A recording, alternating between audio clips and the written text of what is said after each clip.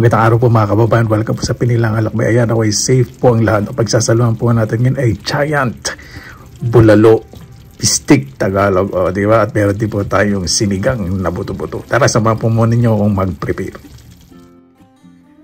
Nakagising po ako sa lakas ng hangin kanina. Ibang klase na po talaga ang panahon po ngayon. Ngayon, tahimik na. At natunay yung yelo. Nag-warm na naman. Ibang klase po yung winter po ngayon.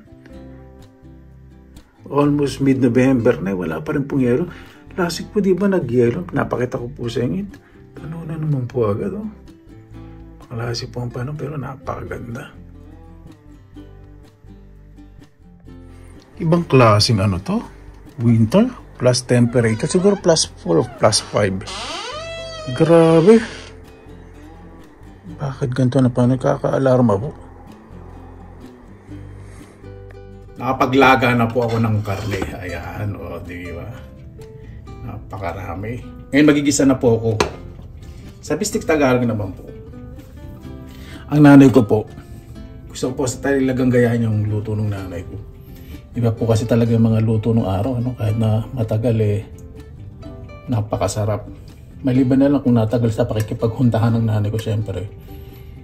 Masarap nga yung luto, kaya lang pag nginuyaan nyo, sasamahin sa mahatak yung bungo nyo. Pagpapalambot, di pala napalambot, pinadali. Minsan gano'n po nangyayari. Lagay po ako ng mga 3 tablespoons na achwete oil. Pagsasabayin ko na po ang bawang at sibuyas. Yan. Nag-golden brown na po yung ating bawang. Huwag naman po super golden brown. Depende naman po sa inyo. Iba po talaga, pinakukulo lang po. Hindi masyadong ginigisa. Marami naman po tayong mga versions ng Bistik Tagalog, di ba? At lagyan na po natin ang ating karne. Dala yung iba pong karne, gagawin ko pong sinigang. Sabay ko na dito sa akin nakukulong sabaw. At may konting gulay naman po ako. Diba? Ito po yung spare ribs na boneless. Tinanggalan po ng buto. Pero laman lang. Wala siyang balat. Tapos ito naman, malaking bulalo. Diba? Lalagay po ako ng konting tubig.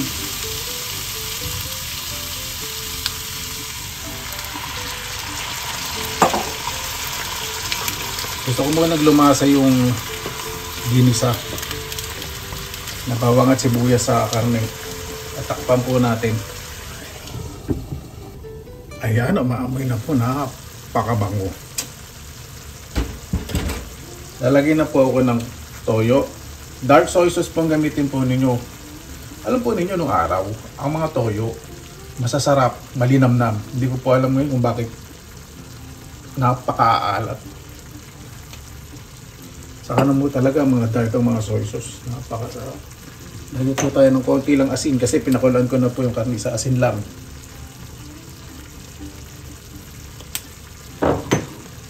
Lagyan po tayo ng paminta. Siyempre, Bistik Tagalog. Maglagay tayo ng totoong paminta. Hindi nakakatatlong kutsara tayo eh. Nagkukulay pochero na yun. Luluto natin di pa lumalas yung paminta dito. Pakulan lang po natin yan. Gisa lang po natin ng maayos.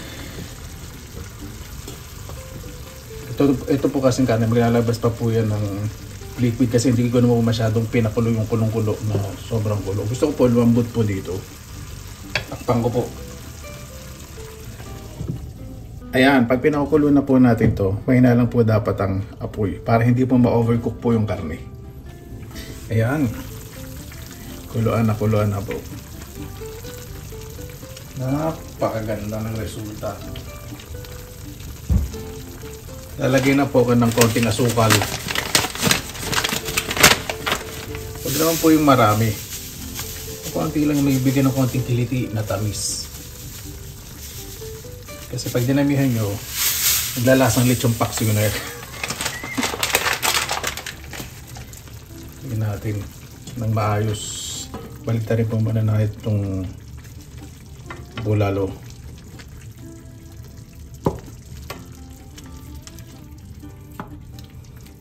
Napakasarap kainin po nitong bulalo sa bistik Tagalog.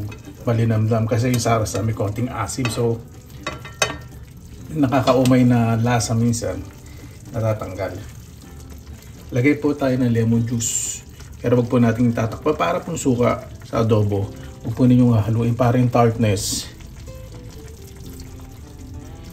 Okay na po yun. Huwag na po masyadong maasim. Depende sa inyo.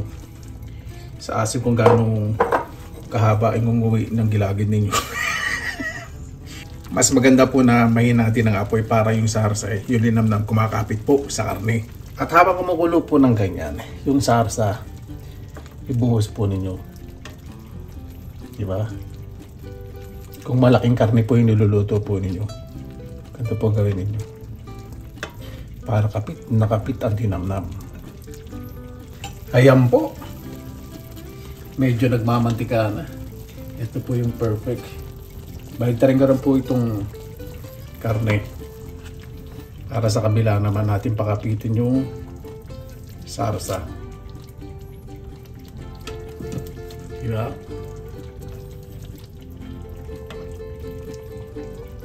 Napakabango po.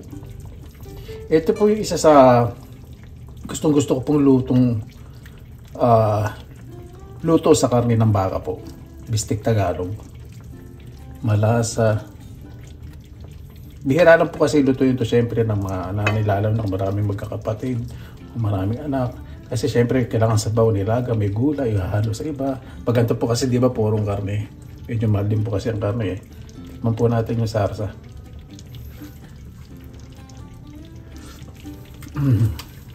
Tama po yung asim, alat at linamnam ng pagkakagisa.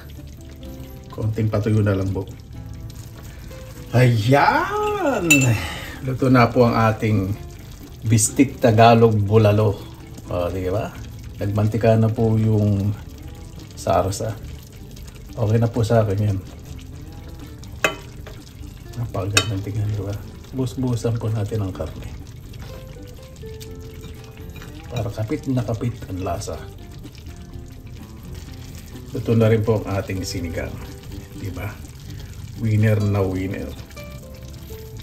Kain na po tayo. Mabuhay yan! Maraming salamat na po sa Panginoon. Kasama-sama na naman po tayo na safe po ang lahat. Bago tayo siya, pasalamatan po muna natin ng Panginoon. Panginoon, maraming salamat na po sa biyaya po sa bibigyan na ibig sa araw na ito. Naway ang bawat isa po ay ligtas, lalo na po yung malalayo po sa kanilang mga sa buhay. Lahat po sana may pinagdadaanan ngayon ay magkaroon po ng solusyon. Kaya bubala po sa amin, sinusuko na po namin sa inyo lahat sa kanan ni Jesus. Amen. Umpisa na po natin. Ito pinagalong lemon juice. Ano ba yung orange juice saka apple juice. Muna tayong sabaw.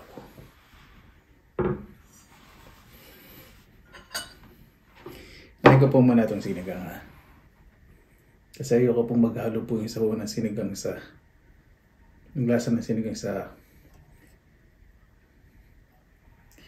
sarsa ng bistik Tagalog bulalo.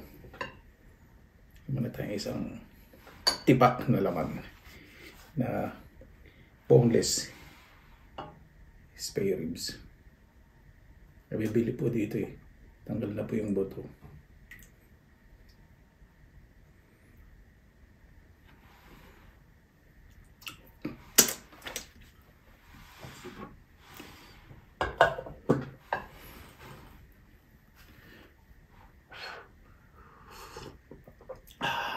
Pakasarap. Diba na nga tayo nito? Konti pala yung kanin. Hindi naman ako napagsakin na natin itong bulalo.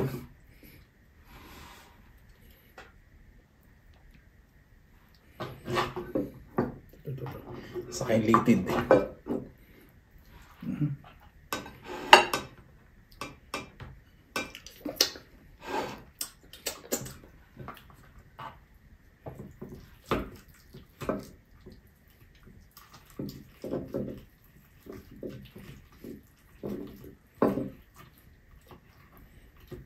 papatunay na malambot yung karne. Dahil plastic po itong panamto ko, di ba?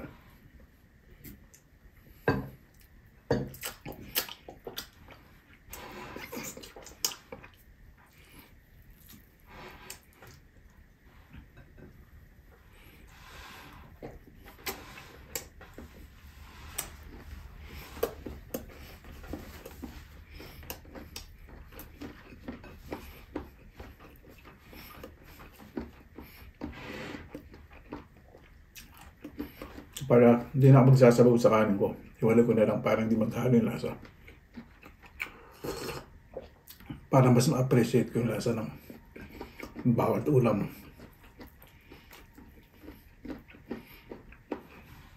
Patis at green chili.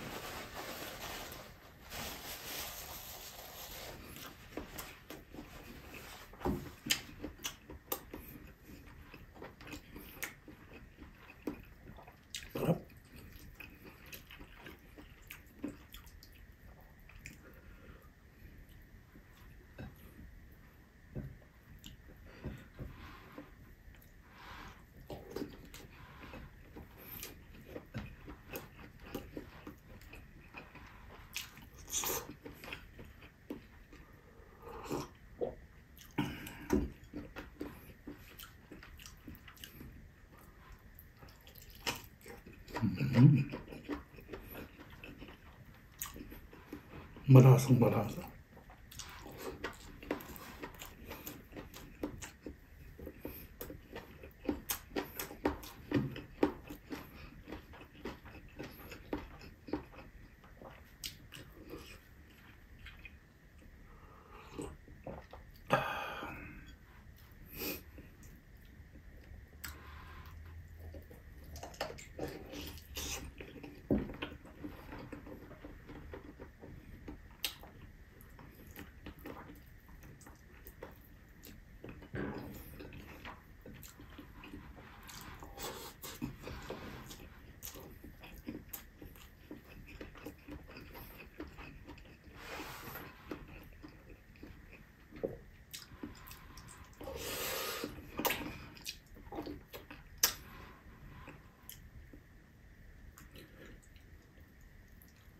Yun.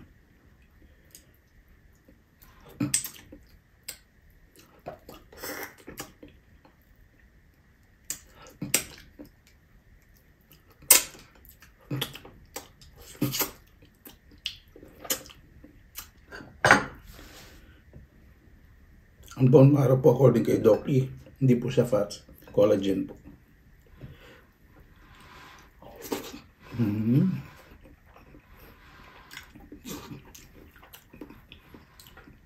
Doc Inang Hiling Galing po.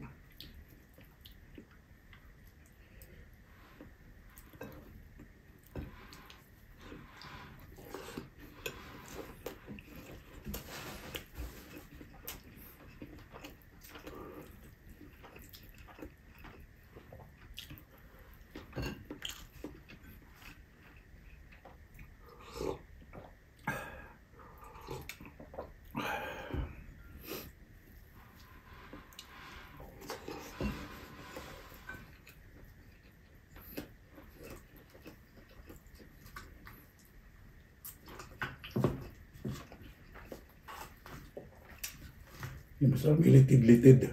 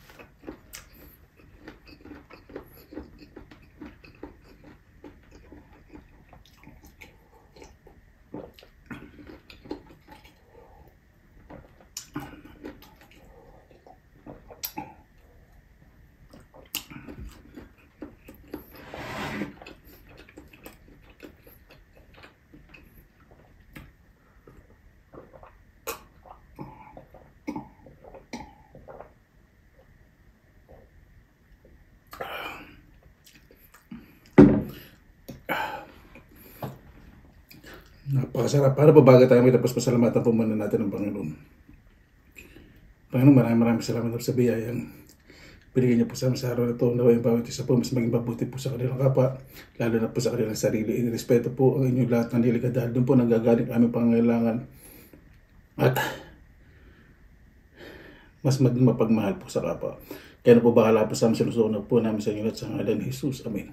Paano po, maraming salamat po sa inyong oras sa pinila. Basta lagi po tayong positive vibes, good vibes. God bless, ingat po lagi, magandang araw. Laban lang.